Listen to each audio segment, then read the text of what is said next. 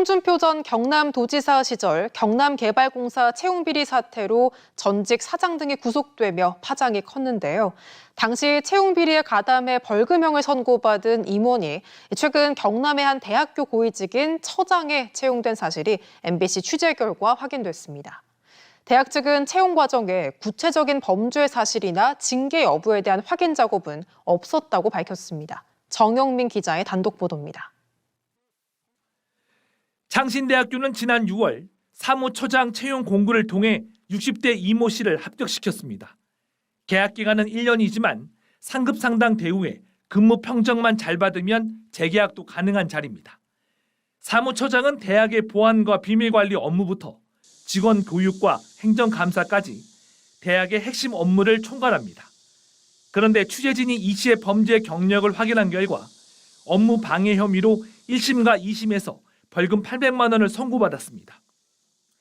홍준표 전 경남도지사 시절인 지난 2013년 경남개발공사 인사담당 부장이었던 이 씨는 윗선 지시를 받고 채용 비리에 가담해 지난해 7월 직권 면직 처리됐습니다.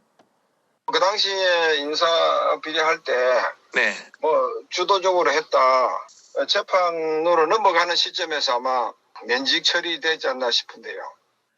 그런데 어떻게 대학 처장에 임용될 수 있었던 걸까? 당시 면접을 받던 재단 이사장은 MBC 경남과의 통화에서 이 씨에 대한 범죄 정보를 전혀 몰랐고 모르는 상태에서 채용한 것 같다고 전해왔습니다. 창신대 총장은 신원 조회를 통해 벌금형을 받은 사실은 확인했지만 어떤 내용으로 받았는지 확인하진 않았다고 밝혀왔습니다. 한 번밖에 어플라이를 안 해가지고 사무처장 자리는 지금 비어있기 놔둘 수도 없고 그래서 급하게 좀 했습니다. 정말 차선책이라는 말씀을 드립니다.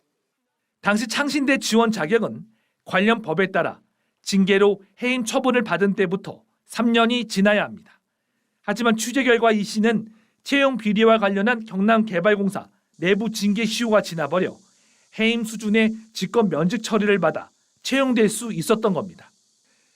대학 측은 채용 과정에 구체적인 범죄 사실을 미처 확인하지 못했다며 지원 서류 등을 재검토하겠다고 밝혔지만 대학 측의 허술한 채용 검증 시스템은 도마 위에 올랐습니다. MBC 뉴스 정영민입니다. 경남개발공사 채용비리에 가담한 혐의로 벌금형을 선고받은 인사가 경남의 한 대학교 고위직인 처장에 채용됐다는 소식 어제 보도해드렸는데요. 학교 안팎에선 채용 과정 의혹을 밝히라는 주장과 함께 퇴진 요구도 나오고 있습니다. 정영민 기자의 보도입니다.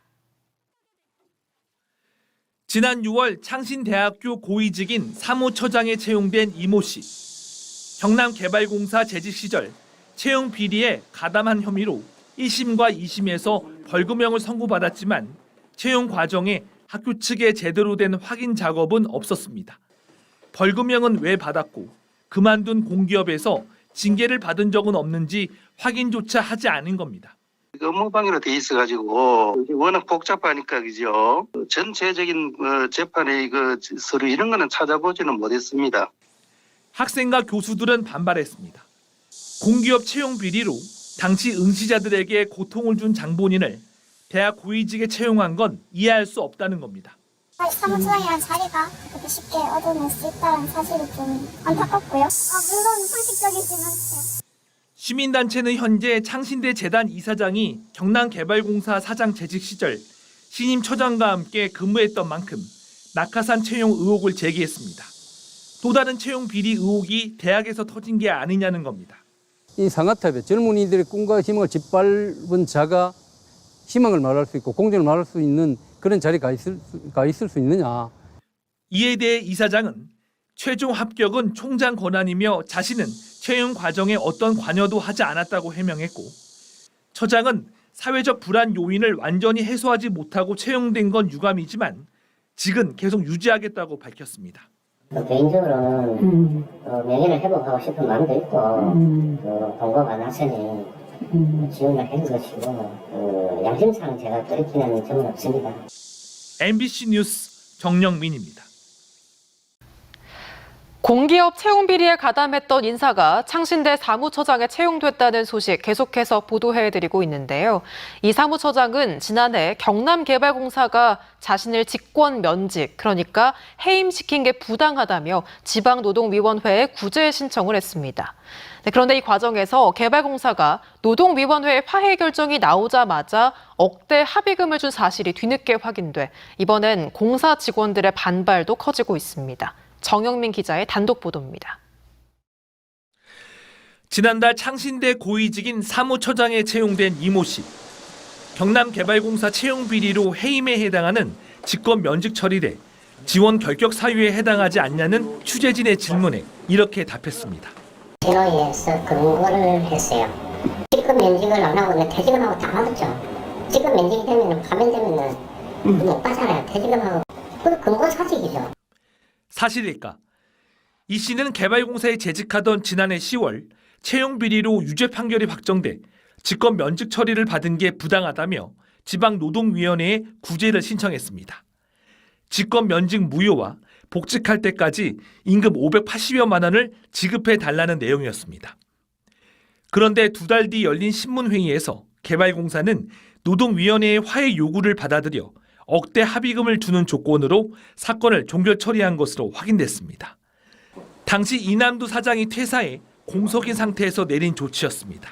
끝까지 가면은 또 종로위 가야 되고 종로위에서 만약에 또 지면 행정소송 최종적으로 행정소송을 가야 되는데 하지만 개발공사는 당시 채용 비리로 입사한 직원들의 부당 해고 신청에 대해선 재심인 중앙노동위원회까지 가서 승소한 것과는 대조적입니다.